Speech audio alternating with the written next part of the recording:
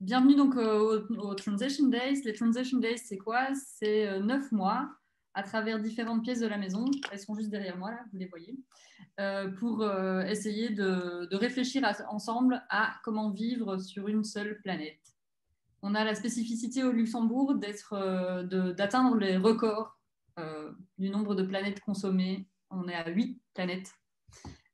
Et donc voilà, ensemble, on avait envie de réfléchir à comment on pouvait diminuer notre empreinte écologique. Et donc, on avait envie de passer à travers les différentes thématiques. Et ce mois-ci, on est dans l'atelier et on va donc parler technologie. Et pas n'importe quelle technologie, du coup, mais des technologies low, comme on dit, low-tech. Ce mot-là, ça n'a rien de péjoratif parce que j'entends déjà les gens dire ouais, la science, tout ça, mais en fait, non, c'est pas ça du tout. L'idée qui a derrière c'est low-tech, ben, on va le découvrir ensemble. Et ce qui nous a touché, nous, particulièrement au CEL et au mouvement de la transition dans le projet du low-tech lab, c'est vraiment la vision et le choix sociétal qu'il y a derrière. Donc, c'est des outils qui utilisent des ressources locales, accessibles et qui, à travers en fait ce qu'ils nous proposent, ils viennent remettre en question notre mode d'hyperconsommation. Alors là, sont partagés par le mouvement de la transition, la sobriété et l'économie à la source, la conception basée sur des techniques durables et réparables, simples, moins dépendantes des ressources non renouvelables, et puis aussi réfléchir aux conditions de travail et aux conditions de production qu'il y a derrière. Donc tout ça, ça fait vraiment partie des valeurs qu'on partage avec ce qu'on nous proposait aujourd'hui, le Low-Tech Lab. Puis moi, j'ai hâte de découvrir ce soir leur bateau et puis toutes les surprises low-tech qui nous réservent dessus. Je me réjouis aussi du coup de les avoir là en live, vous les voyez, Guénolé, Caroline et Corentin, qui sont là depuis le Mexique pour répondre à nos questions juste après. Voilà, je peux rapidement vous les présenter. Caroline nous a fait le plaisir elle a vécu quelques mois au Luxembourg et puis elle nous a fait le plaisir de rejoindre ou de s'intéresser au mouvement de la transition et grâce à ça, on a pu établir des contacts avec le Low-Tech Lab. Corentin, lui, est venu nous rendre déjà une petite visite en février dernier, donc vous étiez peut-être présent déjà à sa conférence. Et puis Guénolé, on va le découvrir tout de suite, cet aventurier breton qui est spécialiste de la logistique sur le bateau. Je crois que vous avez tous un petit peu des casquettes dans tous les sens. Ça doit être intense, une vie de matelot consacrée au low-tech. Je crois que sans plus attendre, on va découvrir ensemble leur petite vidéo. Et puis, donc, on va ensuite passer aux questions-réponses. Donc, je vais vous expliquer de façon pratique comment ça va se passer. Si c'est la première fois que vous arrivez sur l'interface Zoom, vous avez en dessous, dans la barre, une petite bulle qui s'appelle Converser ou Talk en anglais, ou whatever la langue que vous avez comme paramètre. En cliquant dessus, vous ouvrez le chat et dans ce chat, vous pouvez poser les questions. Donc, vos micros seront fermés parce qu'on est... bon, il y avait un peu plus de 300 inscrits, on verra combien de personnes nous ont rejoints, mais donc on est nombreux ce soir. On vous demande aussi pour ça de couper vos caméras pour essayer que la bande passante qui doit passer jusqu'au Mexique puisse être performante et qu'on puisse avoir le son et l'image en bonne qualité de nos matelots. Et donc le chat, c'est là où vous posez vos questions. Et puis moi, je les exprimerai à voix haute pour que nos 3 compères puissent y répondre. Voilà. S'il n'y a pas de questions techniques et si tout est prêt, alors je vous lance la vidéo. Tout à l'heure. Tout de suite.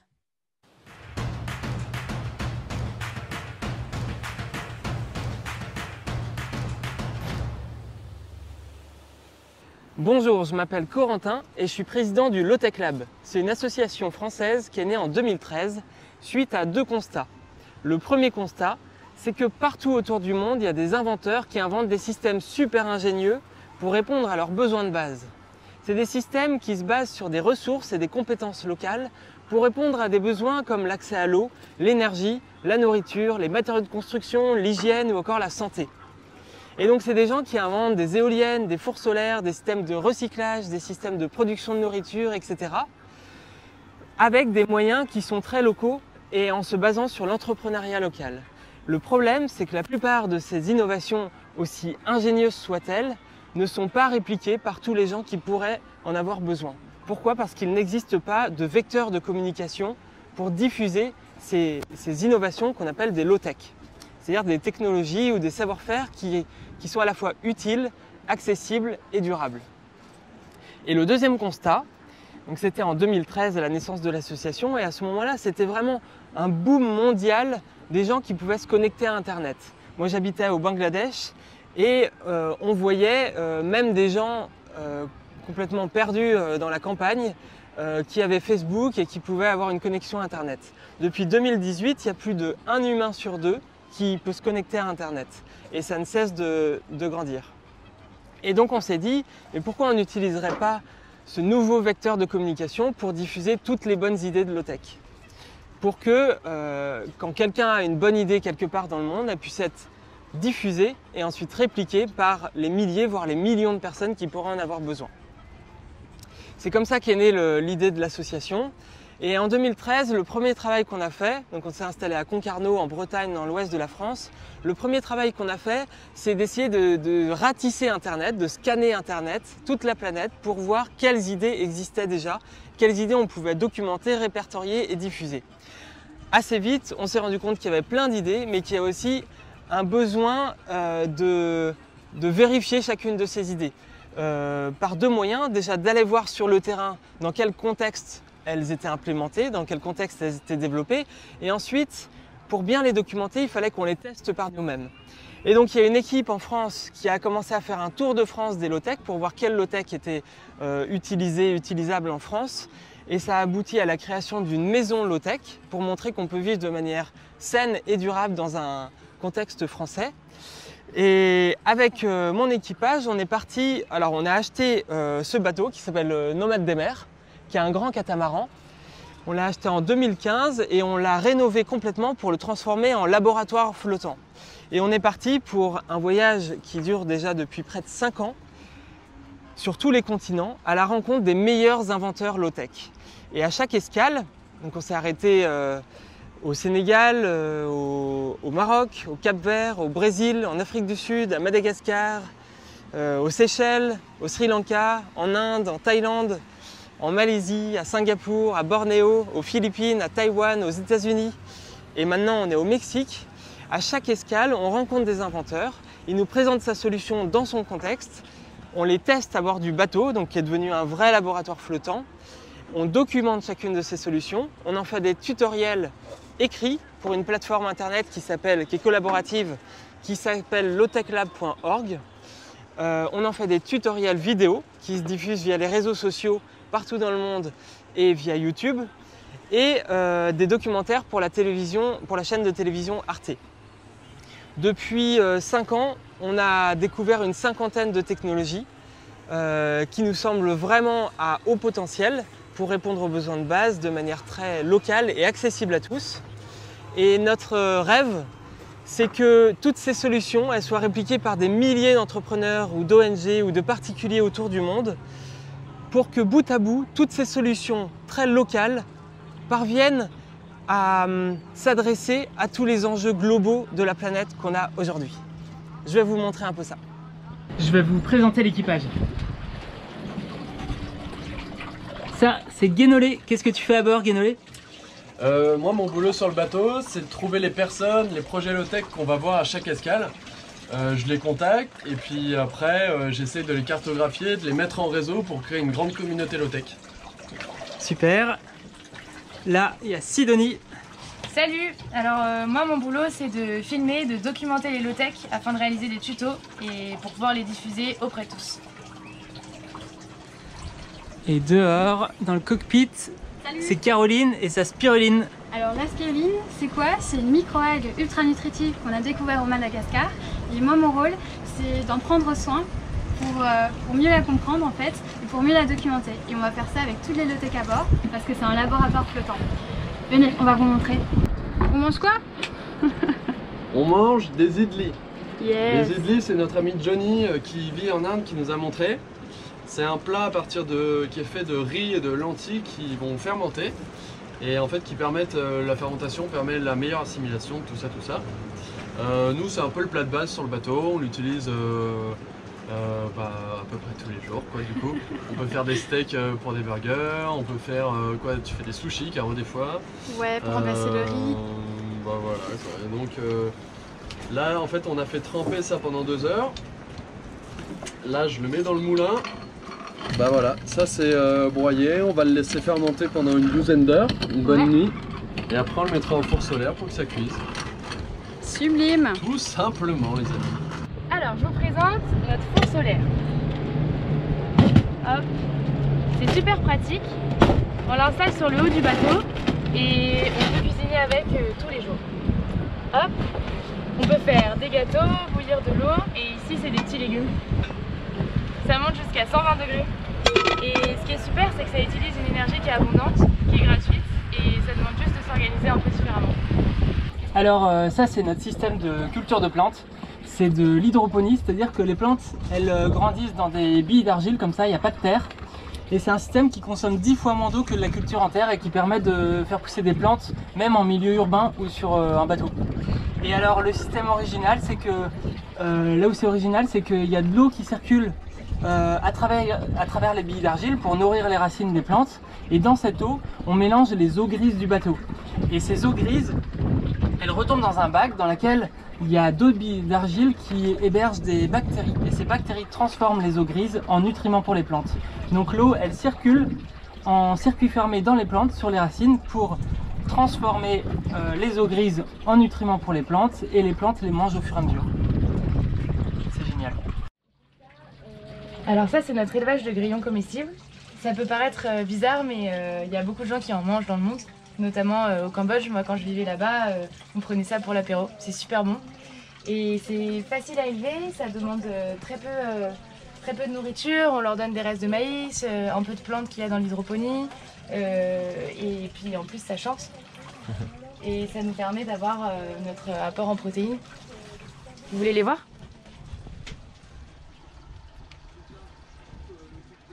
Ils sont tout mignons. Salut, moi c'est Sidonie et je suis la nouvelle recrue à bord du Nomade des mers.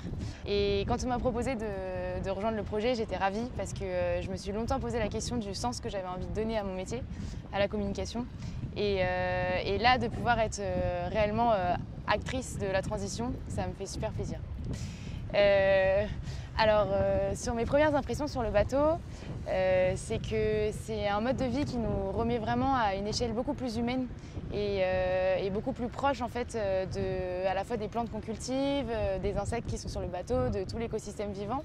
Et en même temps, on passe d'un statut de consommateur pur à vraiment un statut de producteur, du coup, de savoir d'où viennent les choses, comment on peut les réparer et comment on se responsabilise, quoi. Et sinon, l'une des premières escales qui m'a vraiment interpellée, c'était à Huatulco. On a rencontré Polly et Rodrigo qui ont monté leur petite entreprise de fruits déshydratés. Et en fait, c'est une technique qui est super simple. Je pense qu'elle est réplicable partout puisqu'elle utilise l'énergie du soleil. Et ça fait des fruits mais qui sont trop bons, quoi. Et on peut les garder super longtemps. Et si je rentrais à Paris là maintenant, je pense que c'est ça que je mettrais sur mon balcon. Bon, Carole, dis quoi la spiruline? Alors 26,8 et la bonne santé. Excellent. Tu peux expliquer un peu ce que c'est? Oui, alors la spiruline c'est une micro-algue qui contient pas mal de protéines. Il y a des vitamines, du magnésium et tout ça. Ouais. Et on l'a découverte à Madagascar avec Madame Vola qui a trouvé un lac de spiruline tout près de chez elle, donc un lac naturel. Donc ça pousse naturellement? Ouais, c'est ça, dans des lacs super salés. Et elle nous sert à quoi, nous, sur le bateau? En fait, vu qu'on a besoin de protéines et qu'on n'a pas la place pour élever des bœufs, on cultive de l'algue, de la micro-algue. Donc là, j'enlève un maximum l'eau de culture pour récupérer que la spiruline. Et on va voir combien on va récolter aujourd'hui. Ça a l'air d'être bien onctueux. Ça a quel goût? C'est un peu salé, ça a le goût de poisson. Alors aujourd'hui, on va vous concocter un super smoothie à la banane et avec Enonek, la petite spiruline là qu'on a récoltée Juste ce matin. Et tout ça, on va le faire avec une machine à pédales qui nous sert entre autres à bricoler, à faire de la couture, mais qui est aussi un super mixeur. Cool.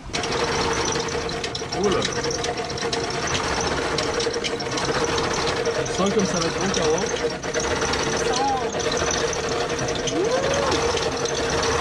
Waouh. Vitesse maximale. Alors pour l'énergie à bord du bateau, la première chose c'est de limiter au minimum ses consommations. Donc nous par exemple on n'a pas de frigo, à la place on a un module de conservation des fruits et légumes qui prolonge leur durée de vie. On n'a pas de four, on a un four solaire où on cuisine au bois. Et par exemple tous nos outils qui consommeraient beaucoup d'énergie, on a un pédalier, donc c'est que de l'énergie mécanique. Mais on a quand même besoin pour faire marcher certains instruments d'avoir de l'électricité, donc pour ça on a à la fois des petits panneaux solaires, mais finalement du coup très peu, et deux éoliennes qui permettent de produire l'énergie dont on a besoin à bord. Cette éolienne-là, elle est un peu particulière, elle est faite avec des matériaux de récupération. Et donc le moteur, c'est un moteur d'imprimante. L'imprimante fonctionnait plus en elle-même, mais il y a plein de pièces qui continuaient, dont ce moteur. Et donc on peut s'en servir par exemple pour charger un portable facilement. Donc voilà, la meilleure énergie, c'est celle qu'on ne consomme pas. C'est un peu la partie glamour du bateau, ça, non? Moi, je suis fasciné par ces larves. C'est des larves de mouches soldats noirs. On a découvert ça en Malaisie, près de Kuala Lumpur.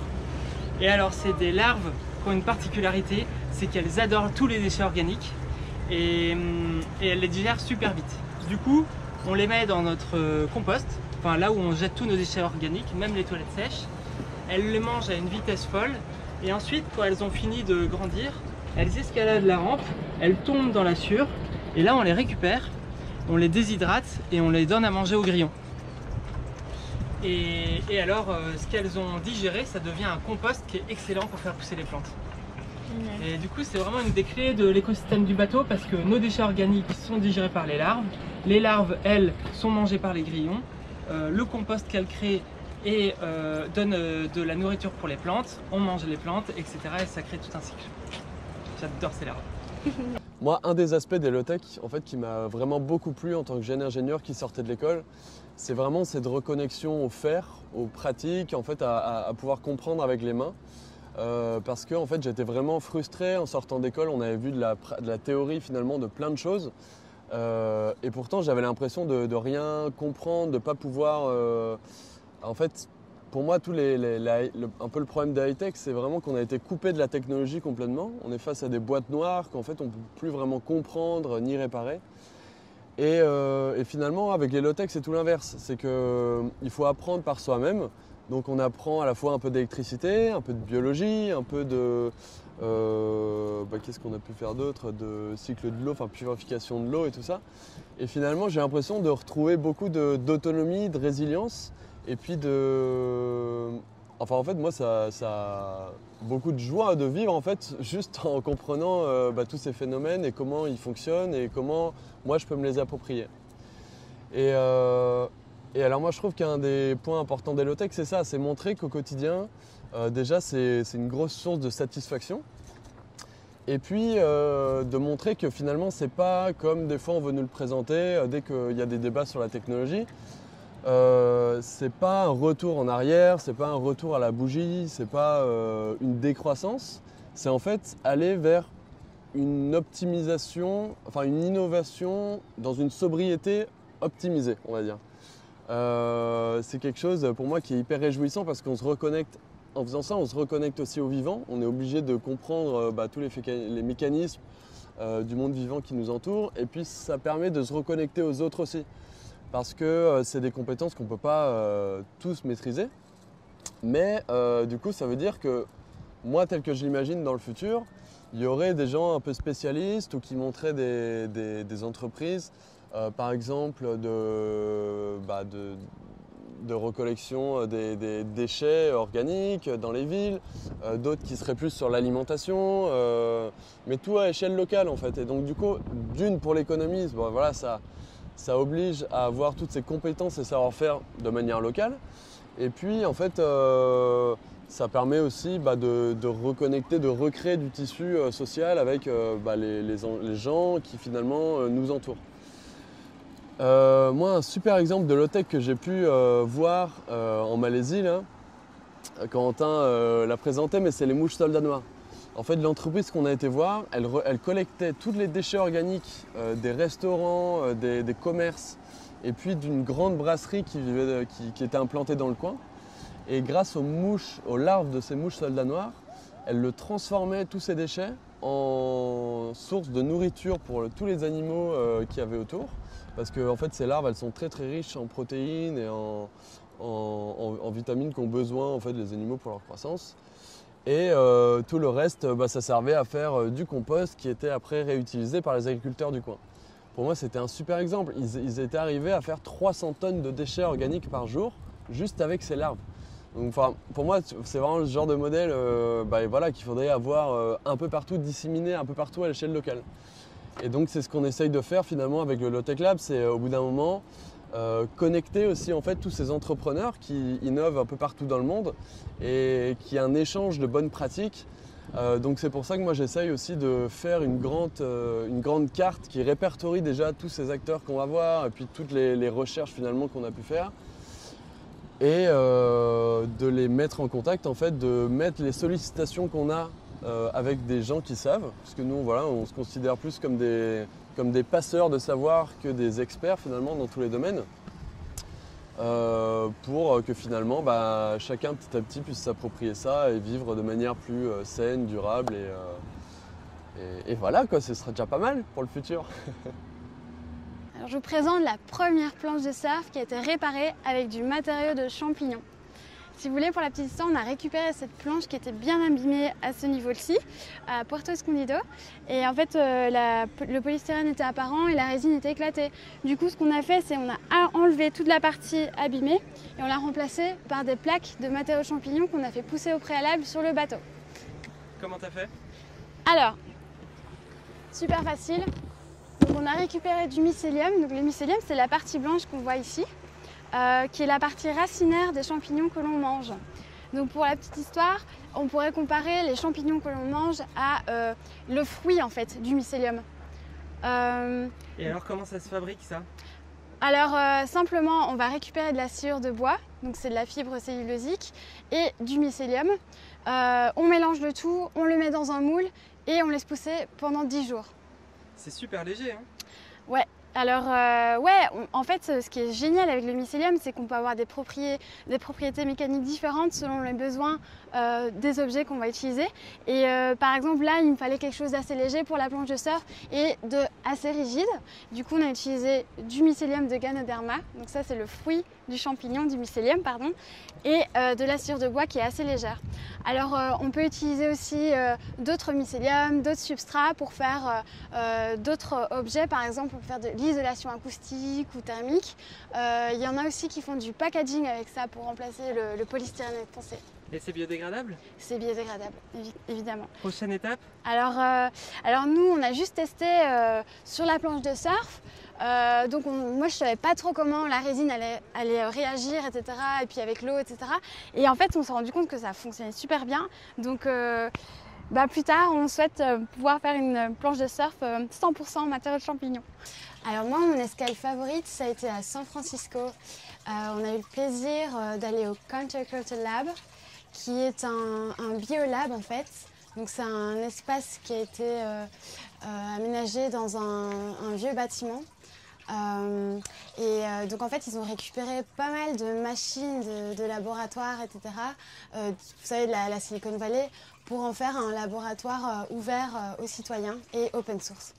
Et c'était super intéressant parce qu'en fait il y a pas mal de gens qui sont arrivés là pour apprendre en fait les savoir-faire de la science, quoi, parce que c'est pas ouvert à tout le monde. Et en fait il y a eu pas mal de projets, de beaux projets qui ont émergé de là. Par exemple, il y a un groupe d'intolérants au lactose qui ont travaillé sur du fromage à partir de bactéries. C'est du fromage sans lactose. Donc ils ont fait une fermentation avec des bactéries et donc ça fait la fermentation lactique, quoi, tout simplement. Et sinon, on a rencontré aussi un groupe de travail sur l'insuline. Donc en fait, ils essayaient de recréer de l'insuline à la maison. Et ce qui n'est pas plus mal, vu le niveau de sécurité sociale aux States. Aux États-Unis, c'est trop cher pour pas mal de gens. C'est ça. Ils n'ont pas accès à l'insuline. Et donc là, ils ont fait un travail dessus. Et ils y sont presque finalement. Donc, et voilà, vu qu'ils ont une démarche open source et collaborative, eh bien, il y a pas mal de gens qui travaillent dessus. Et en fait, l'innovation, elle va beaucoup plus vite. Et pourquoi les gens vont au Counterculture Lab ? Comme je disais tout à l'heure, en gros, ils sont en recherche de savoir-faire, ils ont envie de se faire avec leurs mains, de pouvoir être autonomes finalement. Donc c'est une forme de liberté aussi, hein, de pouvoir faire ces choses soi-même. Et aussi, pendant cette escale, j'ai pu rencontrer Philippe Ross, qui est pour moi un des premiers designers au monde qui a commencé à travailler avec le matériau de champignon. Et lui, à l'heure actuelle, il a lancé un premier produit sur le marché. Donc c'est du cuir à partir de mycélium du coup, et c'est un produit haut de gamme, et il a réussi à avoir les mêmes propriétés mécaniques que le cuir animal. Donc c'est une grande première, c'est juste incroyable parce qu'aujourd'hui on sait que c'est possible de remplacer les matériaux qui sont pas du tout durables en fait par la nature. Donc c'est un super point. Et moi, en tant qu'architecte d'intérieur de formation, je trouve que c'est hyper intéressant. Enfin, on doit aller vers là, mais c'est d'utiliser les matériaux durables pour l'intérieur, pour les bâtiments, etc. Et aussi, je pense que en fait, tous mes travaux, le fil rouge de mes travaux, c'est vraiment amener la nature chez soi. Et l'idée ici, c'est en plus des matériaux durables et des low-tech, on peut essayer de créer un mode de vie, un écosystème en fait. Et alors, là, tu vis dans un écosystème vivant sur le bateau. Et c'est quoi, tu as un exemple d'interaction avec les organismes vivants ? Oui, alors pour la spiruline par exemple, donc, vous savez qu'on a besoin de protéines et la spiruline on en fournit pas mal. Elle a besoin de nourriture. Elle a besoin d'azote. Et l'azote, on la retrouve dans l'urine humaine. Alors, voilà, je dément un peu les fausses idées, les fausses croyances, mais en gros, l'urine, c'est quand même bon. Il y a pas mal de nutriments à l'intérieur pour les autres organismes. Surtout que c'est un surplus de nourriture que le corps filtre en fait grâce aux reins. Et donc, ça reste un super aliment pour la spiruline, par exemple. Et donc, du coup, vu qu'on a une relation qui se forme avec les low-tech, on est obligé, par exemple, avec la spiruline, de bien s'hydrater, de bien manger pour avoir une urine de qualité. Comme ça, la spiruline peut nous fournir à son retour une bonne quantité de protéines et de qualité. En fait, le design, il a été créé pour l'esthétique et le fonctionnel. L'architecture pour protéger l'humain de la nature. Mais je pense que l'habitat de demain, ce sera plutôt essayer de concilier l'être humain et son écosystème au final. Donc un peu réconcilier les deux. Et pour moi, l'écosystème, vivre dans un écosystème, c'est l'habitat de demain. La suite pour nous, à bord de Nomades des mers, c'est de continuer notre quête des innovations low-tech à travers le monde pour rejoindre la France pendant encore 1 an et demi. Et en parallèle, depuis toutes ces années, en France, il y a une équipe qui s'organise et qui grandit de plus en plus. Et même maintenant, c'est plus large que la France, c'est en Europe et même dans le monde. Il y a pas mal de jeunes qui nous rejoignent, nous disant qu'ils s'intéressent au low-tech. Et donc, on a créé 2 programmes différents. Il y en a un qui s'appelle les Low-Tech Explorers. C'est des jeunes qui partent explorer, comme on fait avec Nomades des mers, autour du monde pour aller essayer de trouver et documenter des initiatives low-tech à travers le monde. Et on a un programme qui s'appelle les communautés low-tech. C'est des gens qui, dans leur ville, vont essayer de se fédérer ensemble pour voir comment est-ce que, à leur échelle, sur leur territoire, ils peuvent implanter des low-tech. Donc maintenant, il y a un low-tech lab à Paris, en Belgique, à Toulouse, à Montpellier, à Montréal, etc. Donc ce réseau de communautés low-tech s'agrandit de plus en plus. Et enfin, depuis quelques années, il y a des villes et des régions, la région Bretagne par exemple, ou la ville de Boulogne-Billancourt, qui ont aussi envie d'avoir la démarche low-tech dans leur développement stratégique et avec qui on fait des partenariats. Et par exemple aussi l'ADEME, l'Agence départementale de la maîtrise de l'énergie. Si vous aussi, suivant votre structure, vous avez envie de nous rejoindre, nous aider ou faire un partenariat, n'hésitez pas à nous contacter sur hello@lowtechlab.org ou via le site internet lowtechlab.org.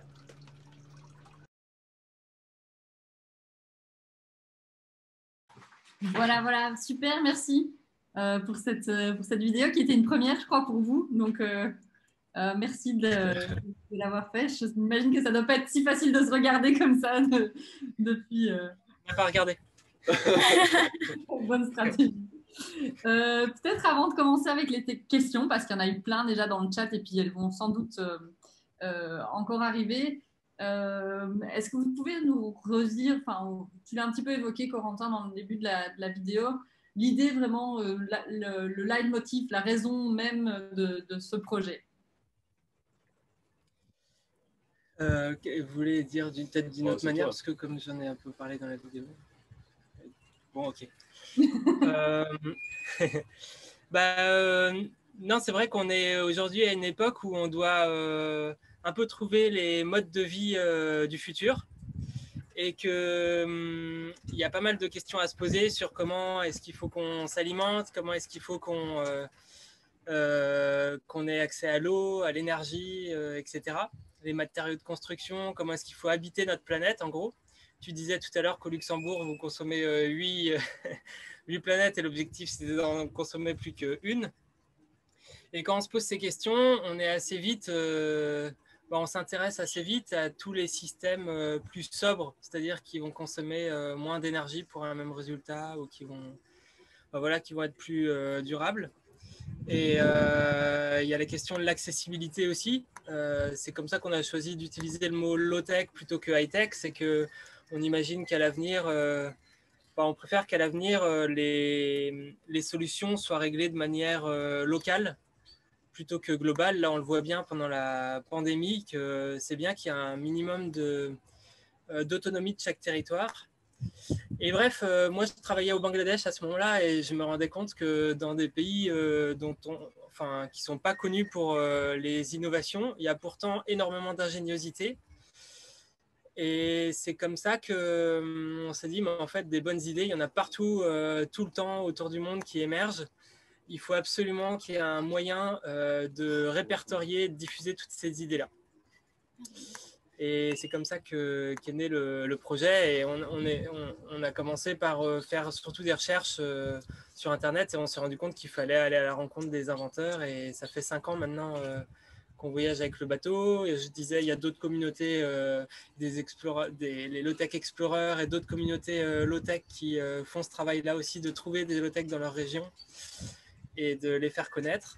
Et oui, on voit qu'on ne s'était pas trompé. Il y a énormément d'innovation dans le domaine des low-tech et il y a un potentiel énorme de changement à l'échelle mondiale. Je ne sais pas si ça répond à ta question.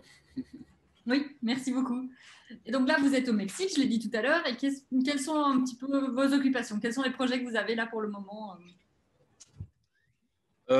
Alors là, c'était une phase déjà un peu compliquée parce que pareil, la pandémie nous a un peu bloqué dans les activités qu'on voulait faire un peu cette année, en fait, juste parce Corentin et Caroline sont restés bloqués au Mexique.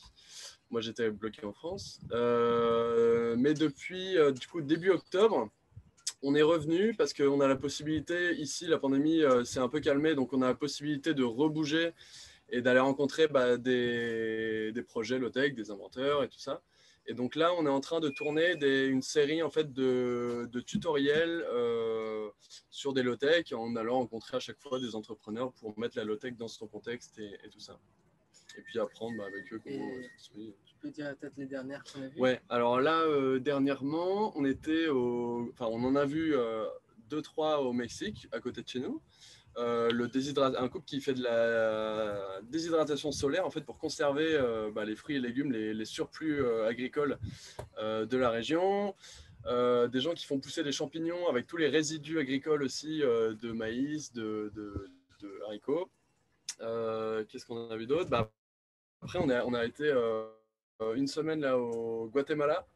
Et là, on a été voir une surprise qui s'appelle Ecofiltro, qui, elle, fait des filtres en céramique. Alors, c'est des filtres, finalement, juste avec de l'argile et de la sciure de bois, et qui permet de purifier l'eau de manière vraiment assez simple.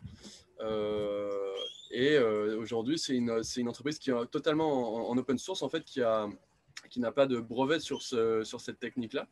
Et donc, qui a formé des gens alors aujourd'hui, 38 pays du monde. Et il y a quelque chose comme une soixantaine d'usines qui se sont répliquées comme ça sur un modèle très, très low-tech et open source, quoi. Donc, c'était un super exemple pour nous d'aller les rencontrer. Et puis, en dernier, une asso qui s'appelle Maya Pédale, et eux qui font des machines agricoles à partir de pédaliers de vélo, pour aider les personnes des communautés qui ont peu d'accès finalement à l'électricité encore dans certaines régions par ici. Donc super instructif, même des pompes à eau, ils font vraiment de tout. C'était chouette de les rencontrer. D'ailleurs, l'inventeur nous a dit que si c'était la fin du monde et qu'il n'y avait plus d'électricité, il pourrait encore se faire des smoothies en pédalant. Ouais. Vous aussi sur le bateau. Je crois que ça intrigue pas mal des gens qui vous suivent là. Donc un petit peu votre vie quotidienne, manger, boire, dormir, puis les toilettes, tout ça. Donc on va un petit peu en parler. Donc vous l'avez rapidement dit que vous aviez des toilettes, enfin que les larves mangeaient les toilettes. Donc on imagine que derrière ça, il y a donc des toilettes sèches. Correct ? Oui, et c'est une bonne question parce que c'est le jour mondial des toilettes aujourd'hui. Et on n'est pas peu fiers de dire que nos toilettes sont sèches et que tout se transforme à bord du bateau. Ouais, c'est vrai que j'expliquais rapidement, mais c'est des larves qui mangent les déchets des toilettes et les déchets organiques et qui se transforment on récolte les larves qu'on donne à notre culture de grillons, notre élevage de grillons, pardon, et elles font de l'engrais aussi, et ça de manière très rapide. Et c'est marrant, les mouches soldats noirs, enfin cet élevage de larves, c'est quelque chose qui est en train de prendre autant à petite échelle qu'à grande échelle dans des pays pauvres, dans des pays riches, dans des campagnes, dans des villes. C'est une vraie low-tech qui est en train d'émerger à toutes les échelles. Ouais, pour situer, je crois que les déchets organiques, c'est quelque chose comme un tiers des déchets à l'échelle mondiale. Donc c'est quand même énorme. Enfin, et en plus, on dépense de l'énergie pour la plupart du temps pour les cramer ou pour les enterrer. Enfin bref, alors que c'est une super ressource. C'est une super ressource pour notre être vivant. Voilà pour les toilettes. Ça passionne aussi les spectateurs, pas que toi, Corentin, visiblement. Du coup, il y a des questions par rapport à comment vous renouvelez le stock de larves, parce qu'on n'a pas vraiment bien compris le cycle de reproduction dans votre... Alors, en fait, c'est donc des larves de mouches, mais c'est pas les mouches qu'on a l'habitude de voir, même si elles sont présentes un peu partout dans le monde. C'est des mouches noires assez grandes comme ça, qui viennent pas se poser sur votre peau. C'est pas des mouches énervantes. Et on les garde dans une volière. Et en fait, elles se reproduisent dans cette volière, elles pondent des œufs. Et ces œufs, après quelques jours, il y a des larves qui éclosent. Et c'est ces larves-là qu'on met dans les déchets organiques. Et alors, quand on récolte les larves, parce qu'elles sortent toutes seules en fait, du compost quand elles sont prêtes à se transformer en mouches. Il y a une petite rampe, elles sortent, elles tombent dans un petit seau. Et donc, on les récupère au bout de 15 jours. Et il y a 10% de ces larves-là qu'on laisse se transformer en mouches, on les met dans la volière et ça va être les reproductrices, les heureuses, les chanceuses. Et les autres, par contre, on les déshydrate pour que ça devienne de la nourriture pour les grillons. Et alors, à plus grande échelle, à échelle plus industrielle, c'est un peu la même chose. Ils ont des énormes volières, ils ont des énormes composts. Et alors, c'est la même chose. Ils gardent certaines mouches pour qu'elles se reproduisent, mais la plupart des mouches partent pour de la nourriture pour les poulets ou pour les poissons. Ce qu'il faut dire qu'en plus, aujourd'hui, il y a un gros déficit de protéines à l'échelle mondiale et qu'on pêche des poissons typiquement pour faire de la nourriture pour d'autres poissons. Enfin, il y a des... C'est quand même une... Enfin, la ressource en protéines, c'est quelque chose d'hyper... Ouais, hyper recherché. Donc, il y a vraiment un modèle économique en plus intéressant derrière ça aussi, quoi. Comme je l'ai raconté un peu avec les filtres, mais ça qui nous intéresse aussi, c'est de voir comment aussi on peut transformer des bonnes idées finalement juste en moyen de vivre, hein, parce que les gens qui sont à l'origine de tout ça, il faut bien qu'ils vivent. Donc ça, c'était deux super exemples. Et ça, c'est aussi quelque chose qu'on retrouve dans d'autres low-tech intéressantes, c'est comment s'associer au vivant pour gagner en efficacité et en durabilité. Il faut collaborer avec le vivant. On va repartir sur vos toilettes sèches. Alors, il y a des questions très techniques du style un bac. Est-ce que vous avez un bac séparateur des fluides, du coup une partie pour la spiruline, sur lequel on reviendra, puisque Caroline a l'air de kiffer la spiruline, et l'autre pour les mouches, c'est ça? C'est ça. Donc, en fait, on a un séparateur d'urine dans nos toilettes sèches. Et donc, l'urine, on sait bien que c'est un super engrais naturel. Et on l'utilise pour nourrir les plantes qui sont en hydroponie et pour nourrir l'algue, donc la spiruline, que j'adore. Donc, Juste pour les plantes, il faut préciser que l'urine passe par un biofiltre. C'est des bactéries qui transforment l'ammoniac de l'urine en nitrate, qui est un engrais pour les plantes. C'est pas directement... Enfin bref, oui. On ne pisse pas dans nos plantes. C'était justement la question d'Alix qui se demandait comment vous utilisiez le compost dans le système d'hydroponie. Voilà. C'est ça, c'est uniquement de l'eau et de l'urine transformée par les bactéries. Et alors, c'est pas pour toutes les plantes, mais nous, on fait pousser des plantes qui sont des légumes-feuilles, c'est-à-dire c'est des plantes qui poussent vite et sur lesquelles on peut manger tout. Et donc, par exemple, les épinards, typiquement, c'est un légume-feuille intéressant pour ça. Ça pousse très bien sur notre engrais à base d'eau et d'urine. Et on peut manger tout sur la plante. Et puis, ça pousse au fur et à mesure. Et donc, c'est idéal pour un bateau, mais aussi pour un appartement ou pour des endroits qui sont pas très grands. Et ça consomme très peu d'eau, du coup. Je voyais une question sur comment vous avez de l'eau douce. Alors déjà, on en consomme très peu d'eau douce. On consomme en tout une vingtaine de litres par jour pour le bateau, humain compris. Pour 4. Donc c'est très peu, c'est comme, pour reprendre les toilettes, c'est comme 3 chasses d'eau. Et donc l'hydroponie, c'est un système où l'eau tourne en circuit fermé et donc ça consomme pas beaucoup d'eau. Et alors l'eau, on la récupère soit quand on s'arrête dans un port, on en récupère, et sinon quand il pleut, on a un système qui permet de collecter l'eau de la pluie. Et ça, c'est un système que si vous êtes au Luxembourg, vous pouvez voir à leur chiffre, ils ont un système d'aquaponie et puis qui est performant aussi et qui nourrit aussi les poissons du coup. Voilà, sauf dont vous n'avez pas besoin, mais voilà, sur le bateau. Encore, et c'est la dernière fois que j'y reviens à ces fameuses toilettes, il y a la question des odeurs. Comment le cocktail spiruline, soldat noir, grillon, comment c'est gérable sur un bateau, même si le bateau est ouvert. Les odeurs sur le bateau? Ouais. Peut-être pas le meilleur pour ça. On n'a plus de nez. Non, mais sincèrement, les toilettes sèches, déjà, c'est vraiment pas beaucoup plus odorant que des toilettes normales, je trouve. Enfin, quand c'est bien fait, en fait, quand finalement il y a de la matière carbonée qui est assez aérée pour que les bactéries puissent dégrader la matière organique, normalement, quand c'est bien fait, c'est vraiment pas plus odorant. Une ventilation quand même. Oui, il y a une ventilation en plus sur le bateau, quoi. Mais, puis il y a l'odeur de la sciure de bois qui est super bonne, agréable. Les mouches, en revanche, des fois, on a des petits reflux. Mais le compost des mouches est suspendu au-dessus de l'eau à l'arrière.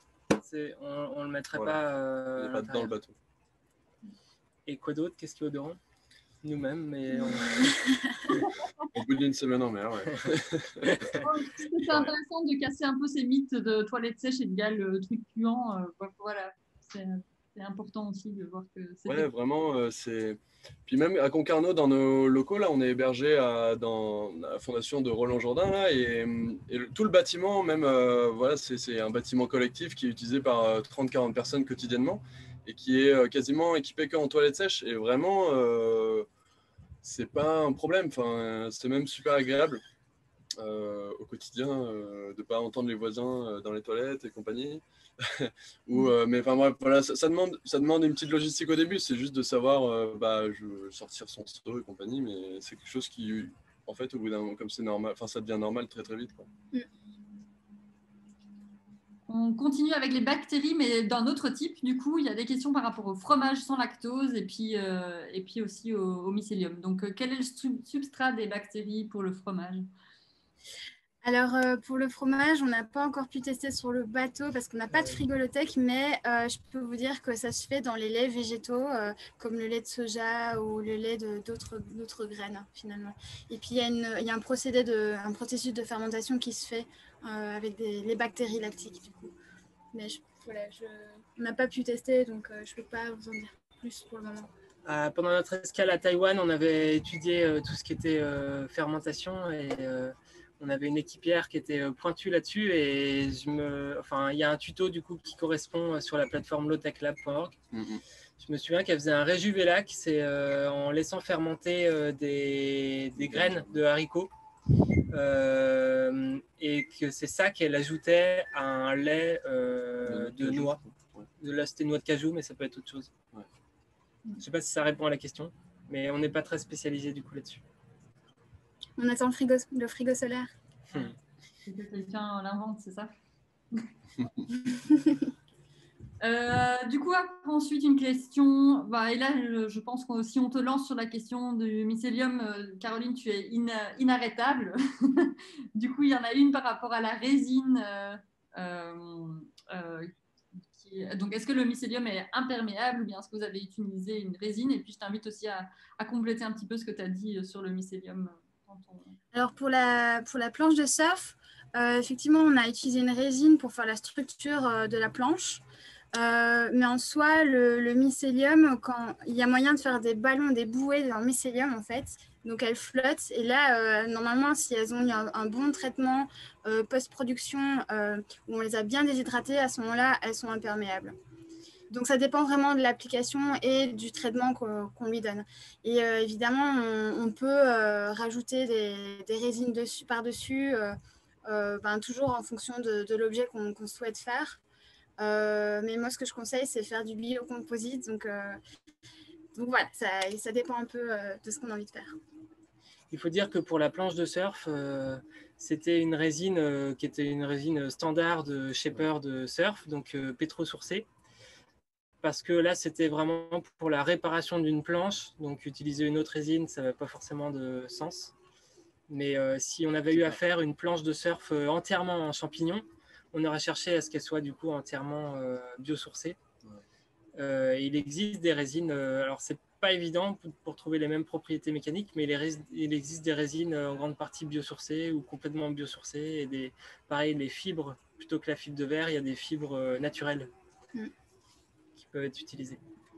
Quel est le premier objet qu'on devrait tous posséder en champignons?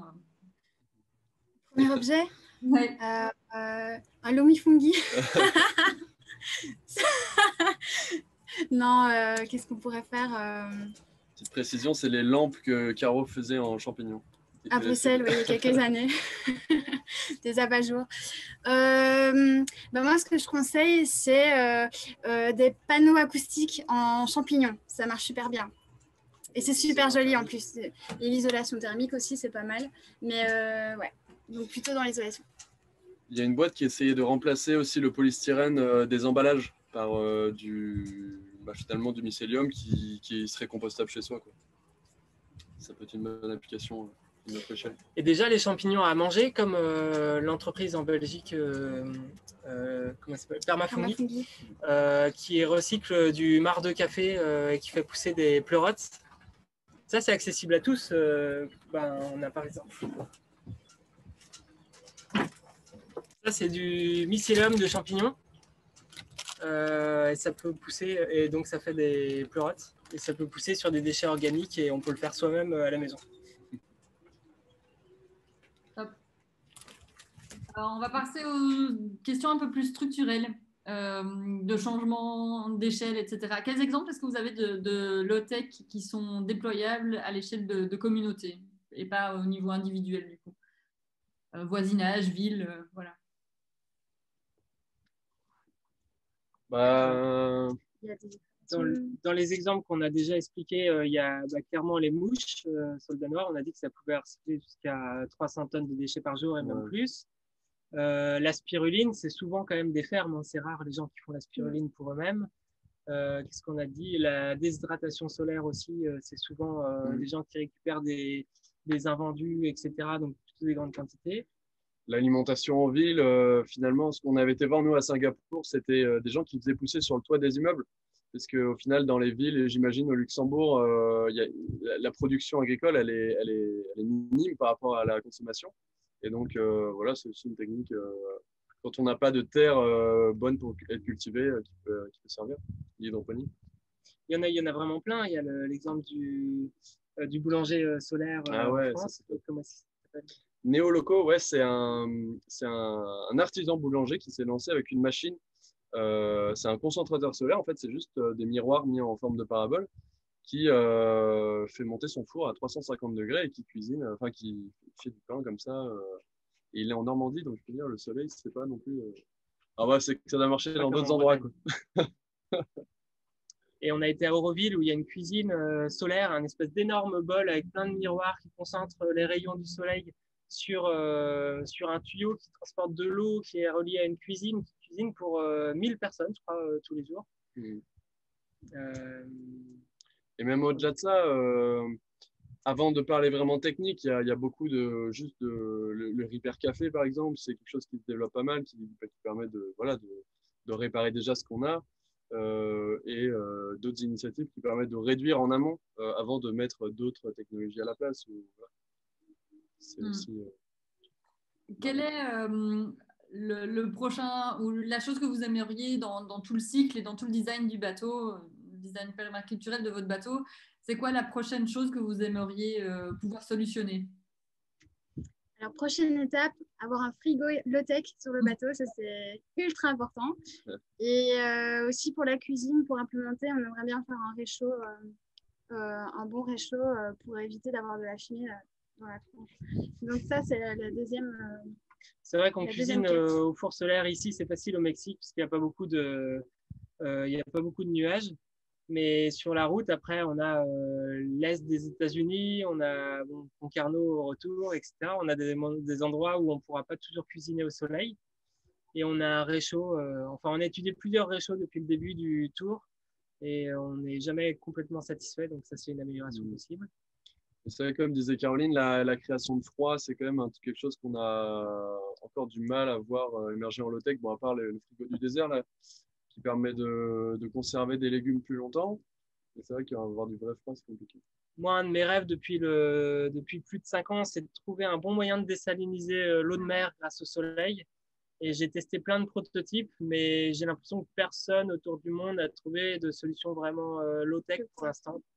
Et ça, j'espère que ça va émerger, on surveille. Oui, il y a des désalinisateurs solaires, mais ça a un rendement très faible.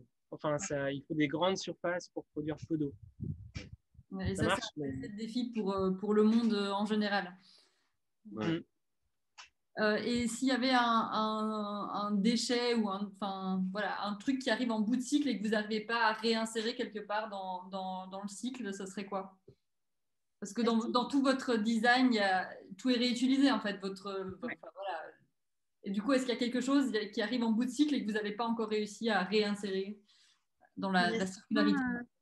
Certains emballages plastiques qu'on ne peut pas éviter. Et il y a certains champignons qui sont capables de dépeler les sols et de dégrader la matière plastique. Donc voilà, ça serait peut-être une low-tech envisageable. On a aussi étudié des systèmes de recyclage de plastique à petite échelle. Il y a l'association Précieuse Plastique qui est basée sur des systèmes comme ça, qui sont intéressants. Et le mieux, c'est d'éviter le plastique. Et on a aussi trouvé un peu des alternatives à ça pour remplacer le plastique. par Zero du waste. papier, par du kombucha. Enfin, il y a toutes les techniques zéro waste. Mais non, il y a quand même, c'est pas du tout parfait. Il y a pas mal de trucs qui arrivent sans qu'on ait de solution pour les recycler et surtout qu'on a un bateau laboratoire et donc on fait beaucoup de prototypage, de fabrication et ça génère forcément des déchets.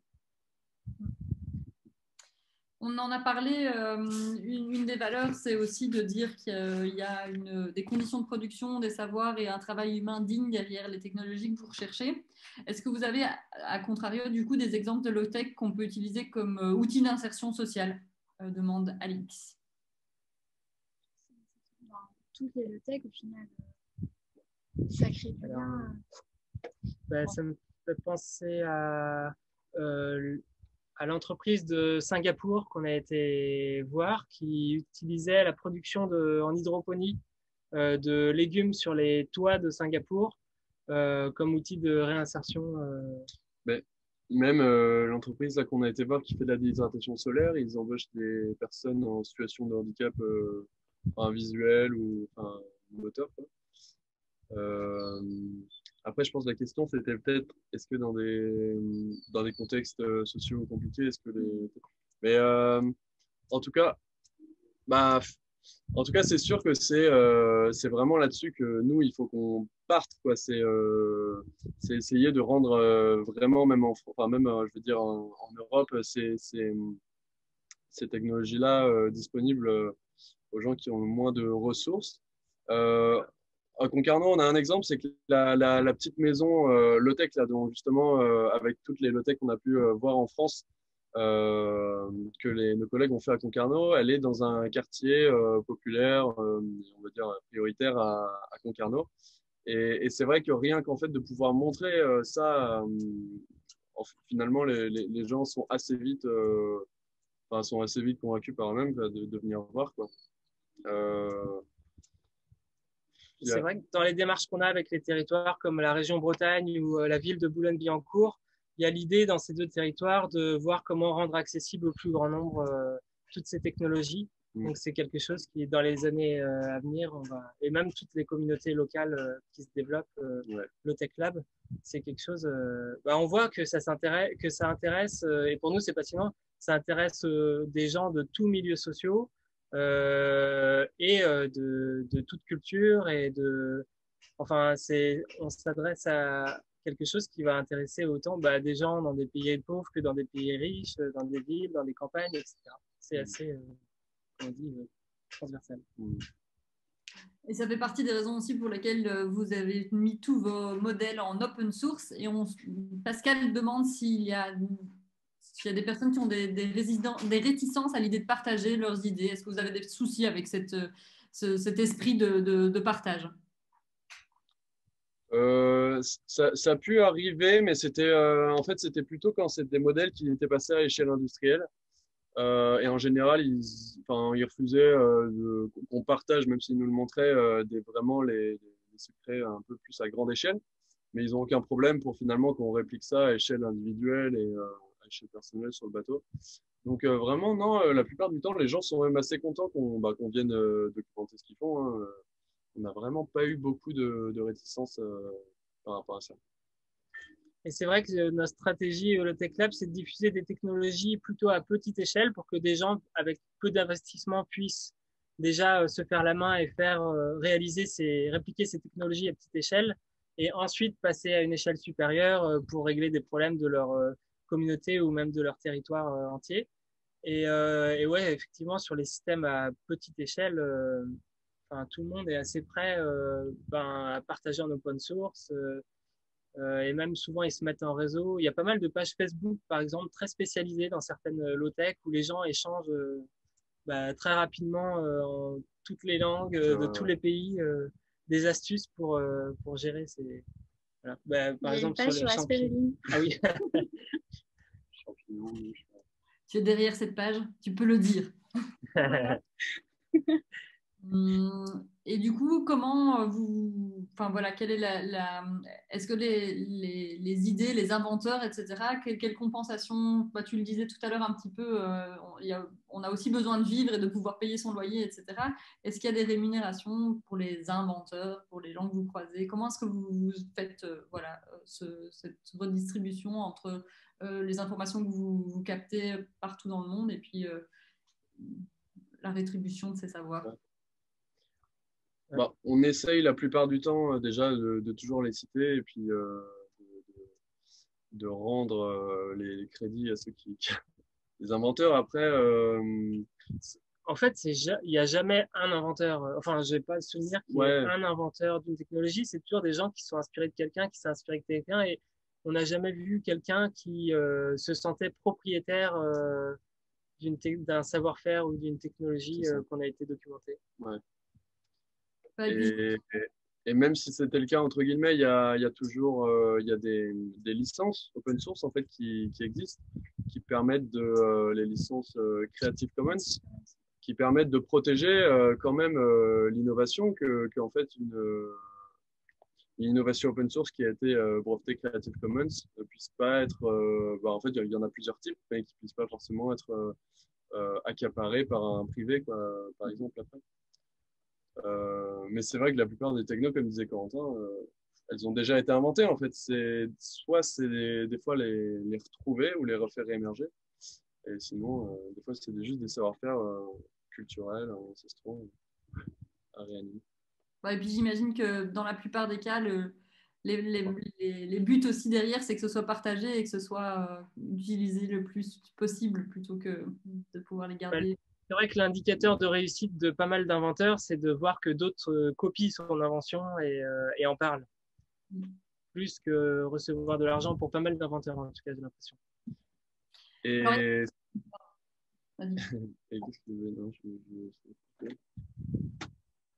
oui, non. Je disais, en fait, c'est souvent des inventions qui utilisent des ressources qui sont présentes presque partout. Enfin, je veux dire, des déchets, on en a partout. C'est pas un problème. Je veux dire, si bah, l'invention est répliquée, quoi, ou même les plantes, bah, on peut en faire pousser partout. Enfin, ça incite moins aussi à bah, je veux dire, à la coopération d'un petit groupe.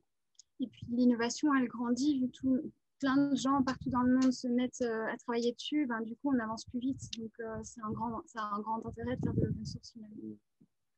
Alors, il y a plein de questions sur comment vous rejoindre vous sur le bateau déjà, et puis comment rejoindre le programme Low-Tech Explorer. Low-Tech Explorer. Alors, nous rejoindre nous sur le bateau, bah, c'est un peu compliqué parce que bah, on n'a pas un bateau immense. Ce qu'on essaye de faire quand même de manière générale, c'est de privilégier des personnes qui ont un domaine un peu d'expertise par rapport aux thématiques qu'on va étudier. Donc ça, souvent, on fait des appels un peu publics quand on cherche une personne un peu spécialisée. Et sinon, le programme Low-Tech Explorer, ouais, il suffit de m'envoyer un mail à guénolé@lowtechlab.org ou hello@lowtechlab.org. Je crois qu'on a quelque chose comme une cinquantaine, soixantaine déjà de projets qui sont partis comme ça à documenter des low-tech partout dans le monde. Et je pense que c'est des gens qui reviennent avec leur vie, elle a changé clairement, quoi. Pas juste par les low-tech, mais je veux dire par le voyage de manière générale et puis par les rencontres qu'ils ont pu faire. Donc ça, ouais, vraiment sans aucun problème. Nous, après, voilà, on essaye de partager un peu nos savoir-faire sur comment trouver les gens qu'on peut aller rencontrer, comment on organise un voyage, et puis on essaie de faire, en fait, juste de mettre les gens en commun, quoi, les gens qui sont déjà partis en voyage comme ça et qui peuvent juste transmettre à d'autres, quoi. Et une manière d'embarquer à bord, entre guillemets, c'est de rejoindre une communauté locale. Il n'y en a pas encore partout, mais j'espère qu'il y en aura un jour au Luxembourg. Il y en a en Belgique, il y en a Grand Paris, c'est à Boulogne-Billancourt. En Bretagne, il y a Concarneau, il y a Grenoble. Donc, vous pouvez aussi vous renseigner sur une communauté qui serait proche de chez vous, ou bien nous contacter si ça vous tente aussi de vous lancer dans cette aventure-là de création. Et ça, d'ailleurs, même pour les Low-Tech Explorers, les gens qui vont documenter des initiatives Low-Tech et tout ça, c'est pas forcément quelque chose qu'on a besoin de faire en partant loin. Déjà en bas de chez soi et déjà autour de sa région, c'est génial. Et donc pour ça, on a une cartographie collaborative, pareil, où tout le monde peut venir ajouter les initiatives qu'il connaît par chez lui enfin bref, ou qu'il connaît même plus loin. Mais ça nous permet, nous, après, de pouvoir, quand on a des sollicitations de personnes qui cherchent une réponse à un problème, de les mettre en relation et puis de rendre visible tout simplement en fait, aussi ces acteurs, quoi. Je continue avec toi, Guénolé. Il y a une question par rapport à comment tu les trouves, comment tu es ce découvreur de talents, de low-tech partout dans le monde. C'est la Starac des low-tech. Alors, il y a plusieurs techniques. Ce que je remarque qui marche quand même pas mal, c'est finalement le réseau. C'est d'essayer de trouver quand même des personnes sur place, enfin même avant, qui font partie de grands réseaux, comme on parlait tout à l'heure, alors de gens qui font de la cuisine solaire, de gens qui font de la spiruline, tout ça, d'essayer de les intégrer, de trouver la bonne personne et qui après, sur son territoire, va pouvoir te dire ah bah tiens, par là je connais machin qui fait une super spiruline, qui fait une super enfin voilà. Trouver aussi des réseaux d'entrepreneurs sociaux, locaux, ça marche aussi, des ONG, des associations. Ouais, vraiment, en fait, essayer de passer par l'humain. Et puis après, bon, et ça peut arriver que certaines innovations soient un peu apparues sur le web, remonter des entrailles de YouTube et tout ça. Donc, parfois, on arrive quand même à trouver en faisant simplement des recherches avec des mots-clés comme ça. Mais l'humain, on s'est rendu compte que ça marchait quand même super bien. A priori, c'est une valeur sûre. Mais justement, du coup, cette cartographie avec tous les acteurs aussi, voilà, peut être un bon début si vous voulez vous mettre en relation avec des gens qui travaillent déjà sur ces sujets-là. Et c'est aussi grâce au Low-Tech Explorer qu'on entend parler bien sûr, d'innovation. Super. Je crois que j'arrive à peu près à avoir fait le tour de toutes les questions. Il y a plein de questions encore très pratico-pratiques. Est-ce que vous buvez du café? Est-ce que vous arrivez à laver votre linge? Voilà, des choses comme ça. Mais j'imagine aussi qu'il y a plein d'infos sur le site lowtechlab.org où vous devez revenir là-dessus. Mais je ne sais pas si vous voulez en parler. On a rendu visite à l'association Maya Pédale qui fait plein de machines à base de pédaliers. On a envie de se faire une machine à laver à pédale. Ce qui se fait, d'ailleurs, il y a un tuto sur la plateforme Low-Tech Lab. Et donc ça va être ça ferait pas de mal. Une des réalisations en cours. Voilà. Les gens s'inquiètent aussi pour votre santé. Est-ce qu'il n'y a pas de risque de bactéries, de tout ça? La spiruline, comment est-ce que vous êtes sûr qu'elle est de bonne qualité? Voilà, quels sont... En fait, je pense qu'en vivant sur le bateau, on booste notre système immunitaire. Donc, il n'y a plus trop de soucis à se faire, je pense. On n'a jamais eu de soucis. Ouais. Et mais c'est vrai que c'est marrant, on se disait ça avec la pandémie, on a tendance à tout stériliser dans tous les sens. Et nous, sur le bateau, c'est un joyeux mix de bactéries pour le biofiltre, pour l'hydroponie, de spiruline, de plantes, de larves, de mouches, de plein de trucs vivants. Et on veut surtout pas tout stériliser. Et je pense effectivement, comme tu disais, Caroline, que notre corps, il s'habitue aussi à tout ça et devient plutôt plus résistant. C'était même assez intéressant d'ailleurs de voir quand on était au Japon, ou à Taïwan, il y avait d'autres visions en fait là-dessus. Dans nos sociétés en Europe, on a tendance à vouloir tout stériliser. Là-bas, au contraire, ils avaient tendance, alors même a priori dans certains hôpitaux, à vouloir essayer plutôt de mettre des bonnes bactéries, entre guillemets, qui prennent la place des potentielles mauvaises. Parce qu'en fait, quand on stérilise tout, finalement, on laisse la place à des mauvaises bactéries potentiellement de se développer. Si on occupe la place par des bonnes, voilà. Par exemple, dans la lactofermentation, il y a différentes techniques de fermentation pour conserver la nourriture. On laisse se développer des bactéries volontairement parce que ce sont des bactéries qui sont bonnes, qui vont améliorer notre microbiote et donc notre système digestif. Et voilà, c'est un peu le truc qu'on applique partout sur le bateau. Alors, je vois qu'il y a une question pour le champignon, comme quoi il est nécessaire d'avoir un milieu stérile pour le cultiver, effectivement. C'est pour ça qu'on a un laboratoire dédié. Donc, c'est une mini-chambre qu'on stérilise et qu'on utilise pour pouvoir inoculer les champignons, les mycéliums, effectivement. Ouais, dans ce cas-là, Dans ce cas-là, oui, c'est Mais stérile. même pour pas mal de techniques de fermentation, on stérilise, on installe les bonnes bactéries et en plus, ça leur laisse un terrain pour se développer. Le four solaire, d'ailleurs, pour stériliser. Ah oui, super, pas mal, ouais. pas mal. Vous allez bien, quoi. Globalement, Ah oui, la question. Ça va. Ça va bien. Super.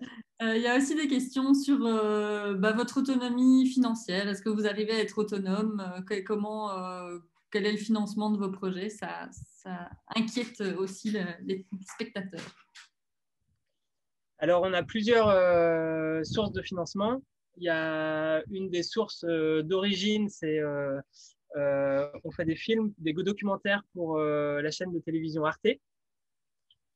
On a aussi des fondations et des particuliers qui sont mécènes, comme la fondation Schneider Electric, ou des mécènes qui nous ont aidés lors d'un crowdfunding il y a 2 ans. Et enfin, et ça c'est plus récent, j'en parlais dans la vidéo, c'est des territoires comme la Bretagne ou Boulogne-Billancourt qui ont démarré des partenariats, avec lesquels on a démarré des partenariats et qui nous soutiennent aussi financièrement. Qui nous soutiennent financièrement et qui ont en plus la volonté, enfin on travaille aussi avec eux sur les territoires pour essayer de développer l'innovation en tech, soit via des entrepreneurs, soit que ce soit des territoires d'expérimentation. Ouais.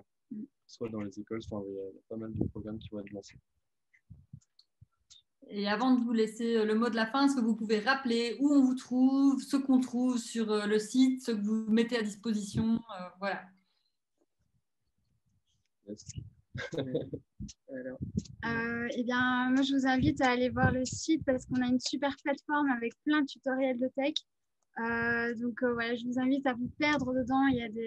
C'est un vivier de bonnes idées. Et donc, voilà, je vous invite à expérimenter chez vous. Ça, c'est lowtechlab.org. Et puis après, sur les réseaux sociaux, on partage aussi pas mal notre quotidien et les escales, surtout des portraits des entrepreneurs ou des gens qu'on va voir. Et depuis peu, on tient un carnet de bord que vous pouvez aussi retrouver dans le blog du site internet. On n'a pas encore la date de diffusion de nos films Arte, mais on a fait 25 films qui devraient être diffusés, je pense, début 2021. Chaque film raconte une escale et une low-tech ou plusieurs low-tech qu'on a vues pendant cette escale. Et ça, on diffusera la date. Et là, en ce moment, il y a un Science et Vie Junior. C'est un magazine qui est sorti qui a 6 pages sur Nomades des mers. Et sur le Low-Tech Lab, il y a eu un article il y a 2 jours dans Le Parisien. Et quoi d'autre? Sur France Culture, enfin moi, il y a pas mal. Enfin bref, dans les médias, on en parle un petit peu, de plus en plus. En tout cas, sur le site web, notre nouveau site web d'ailleurs, qui est... ça, c'était assez intéressant de travailler là-dessus aussi, sur le numérique, low-tech, comment on peut diminuer vraiment son impact numérique sur Internet. C'était des choses qu'on maîtrisait pas trop et finalement on a été bien accompagné par notamment Gauthier Roussil ou ouais. D'ailleurs, on ne devrait pas vous parler par vidéo là. Mais donc bref, sur ce site Lotech qui consomme très peu maintenant, vous trouvez aussi la cartographie dont je parlais, l'atlas pour trouver les initiatives près de chez vous et dans le monde. Et la bibliothèque aussi. Et voilà, et toute une espèce de bibliothèque, de ressources pour creuser le sujet Lotech et sous différents formats de médias et compagnie. Et tous nos événements, actualités, blogs, tout ça regroupe tout. Il y a un mail hello@lowtechlab.org pour nous contacter. Alors Corentin, toi tu es en voyage depuis 2008, c'est ça déjà? Est-ce que tu envisages, et les autres aussi, un retour à la vie normale? Et puis qu'est-ce que ce serait votre vie normale à un moment donné? J'aimerais bien que ce soit ma vie qui devienne la vie normale et que ce soit les autres qui reviennent à la vie normale. Non, en fait, là, le voyage va durer encore pendant 1 an et demi. Parce qu'on a pas mal de pays à aller explorer pour aller documenter des low-tech. Et à partir de 2022, c'est difficile encore de dire si je vais me poser ou pas. Avec tous les développements des communautés, etc., ça donne envie de partager avec d'autres, etc. Donc, je suis pas sûr de pouvoir me poser tout de suite. Et vous Faut dire que c'est pas non plus une vie si anormale qu'on mène sur le bateau, hein, globalement. Enfin, on n'a pas l'impression de vivre tellement différemment. Je pense que c'est juste une habitude. Après, on fait aussi quelques passages. Moi, je fais quelques passages en France parce que pour préparer les escales, la suite et tout ça, c'est des fois plus simple. Donc, je vois déjà un petit peu le décalage entre les... Mais toi, tu viens du Finistère. Mais moi, quand je reviendrai en appartement, à mon avis, je cultiverai de la spiruline. Merci à tous les trois. Merci pour votre générosité, pour votre enthousiasme. Et puis ouais, voilà. C'était un vrai plaisir de vous avoir avec nous ce soir. Je ne sais pas si vous avez encore envie de dire quelque chose. Peut-être un dernier incitatif pour que les gens se lancent dans les low-tech aussi, chez eux. N'hésitez pas à expérimenter des choses chez vous. Ouais, et partager ce que vous faites. Merci. C'est pas un point final là. Le point final, c'est la distance qui a fait le petit. Ah, pardon.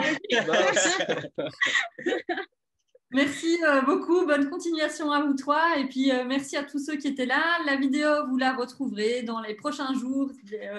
Dès que Marine aura remonté tout ça, vous la retrouverez sur notre chaîne YouTube et sur Facebook et sur Machin et sur Bazar. On partagera tout ça avec vous. Je remercie mes comparses Marine et Marie-Alix qui ont trié vos questions parce qu'elles arrivaient dans tous les sens. Et puis, je vous souhaite une très belle soirée. Voilà, à très bientôt. À vous aussi. Merci Ocel, merci à vous. Merci tout le monde. Salut Luxembourg, salut la France.